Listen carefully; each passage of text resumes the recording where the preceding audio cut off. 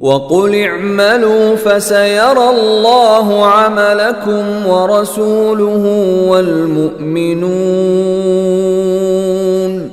وَسَتُرَدُّونَ إِلَى عَالِمِ الْغَيْبِ وَالشَّهَادَةِ فَيُنَبِّئُكُم بِمَا كُنتُمْ تَعْمَلُونَ۔ اور ان سے کہو کہ تم عمل کرتے رہو، اب اللہ بھی تمہارا طرز عمل دیکھے گا اور اس کا رسول بھی اور مومن لوگ بھی، پھر تمہیں لوٹا کر اس ذات کے سامنے پیش کیا جائے گا جس کو چھپی اور کھلی تمام باتوں کا پورا علم ہے، پھر وہ تمہیں بتائے گا کہ تم کیا کچھ کرتے رہے ہو۔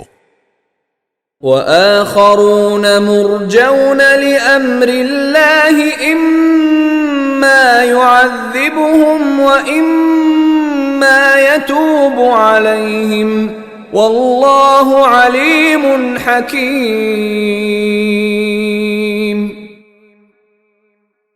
اور کچھ اور لوگ ہیں جن کا فیصلہ اللہ کا حکم آنے تک ملتوی کر دیا گیا ہے، یا اللہ ان کو سزا دے گا یا معاف کر دے گا، اور اللہ کامل علم والا بھی ہے، کامل حکمت والا بھی۔